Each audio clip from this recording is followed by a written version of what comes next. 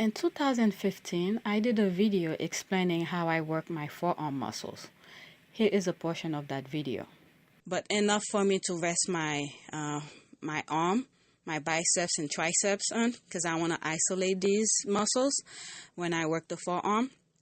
And as you can see, your wrist can only move so much. So it could go up and down, which is very limited, and side to side, which is also limited. They probably have a term for it, but I've decided to create this video to update on it. Not that the wrist exercises that I mentioned in that video is not good. It's just that I found an additional way of doing the same kind of movement using a different tool or equipment. Similar to the 2015 video, I still use the same grip motion, pronated, supinated, and neutral, to do the movement. I move my wrist up and down, left to right, and I rotate them in a circle. Every now and then I do the exercise to balance my forearm with the rest of my body.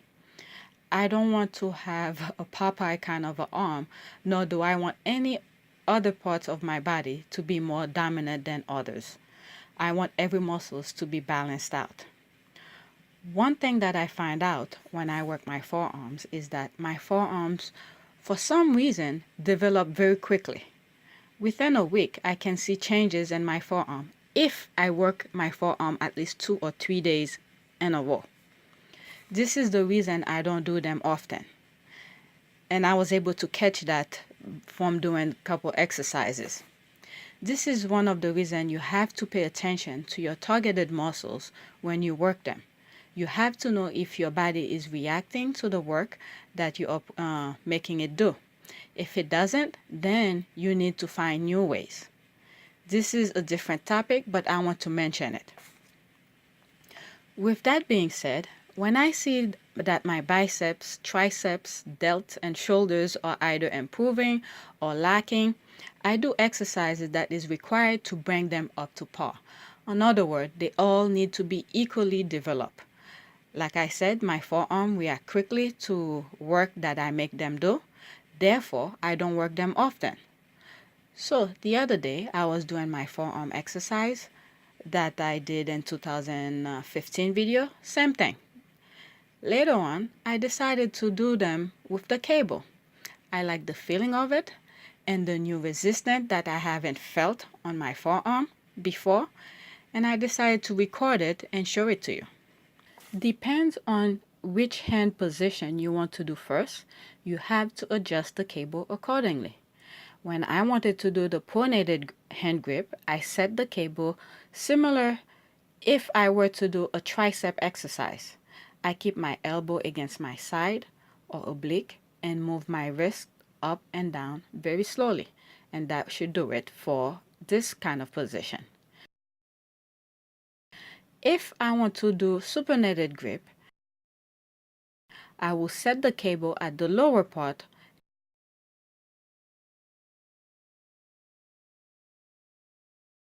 and move my wrist up and down as well, similar to the pronated hand grip, up and down, but just my palm, the handle is at a different position. Sometimes I let the handle roll to the tip of my fingers with control, then move it or roll it back to the palm of my hand. I think this kind of movement can help you with your grip also.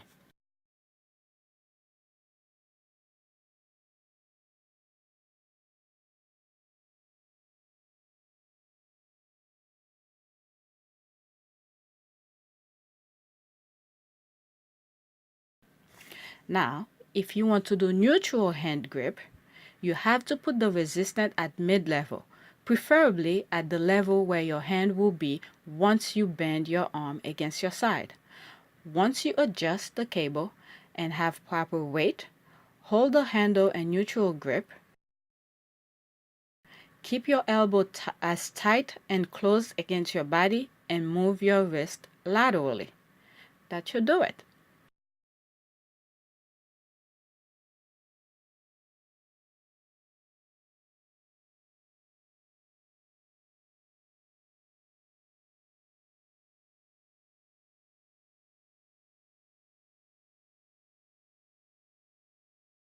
that should do it.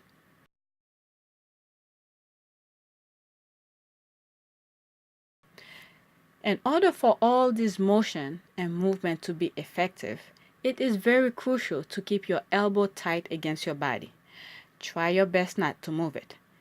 If it is moving while you are moving your wrist, you will be working other muscle groups, like your rotator cuff muscles or your rear delt or anything that is somewhat close to the joints that you are moving. This is the exercise for the wrist that I wanted to share with you. Since I mentioned about working other muscle groups that were not the intention, I want to share with you how I view the joints and how they relate to the muscles around and near them. This is my humble opinion. This information is not coming from a healthcare professional. Maybe it has already explained by someone else, if it is correct, but at the moment, it is coming from my understanding. When you think of joints, whether it is the human body or joints in general, it is something that connects two or more parts together. When one joint moves, anything that is close to it will move with it. If you are walking on the street, you will see on the sidewalk there are some joints running between the concrete. There is a reason for that. Everything on earth moves. Everything reacts to its environment. If the concrete sidewalk was constructed in a continuous pavement with no joint, the concrete will crack. To prevent that from happening, there is about 1/8 to 1/4 of an inch of joint that is designed to allow the concrete to move. Okay, when it's hot, there's a reaction. When it's cold, there's a reaction. So they create the joints to allow the concrete to move according to the weather. That is just one example, and it is beyond, it's a completely different topic. But it's just to explain to you that about joints. In regard to the human body, even though I don't know all of the muscles in the human body, one thing that I know is that muscles have insertion points. They have to connect to a bone or bones in order for them to be where they are. The muscles have to connect near a joint in order for you to create movement. In order for you to work the bicep muscles, your joint has to remain stationary, but your forearms has to move to create the bicep muscles to extend and contract. In order for you to work your forearm muscles, therefore you have to move one joint down below your elbow in order to work your forearms, which is your wrist. To work your forearm muscles, therefore, your shoulder joints, your elbow must remain stationary to create stabilization for your forearm to work. And your wrist must be the only joint in your arm that should be doing the work or movement. And if you want to go further into this humble concept of mine, if you want to work certain hand muscles on your hand, look at the closest joints to that muscle and move the joint to its capacity to work that particular muscle. Sometimes it is good to look at the muscles of the body to see how they are connected. That is one thing that I did once I was willing to take my pregnancy weight off.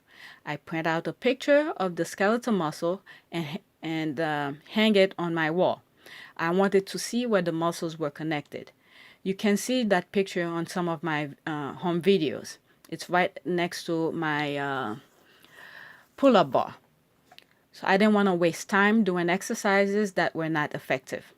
So feel free to correct me with reason. Just keep in mind each joint have their own limitation. All joints don't operate the same way. Some can rotate more than others, and others just have couple or minor movements. So just keep that in mind. So not all joints move the same. I just want to mention this little part. Thank you for watching.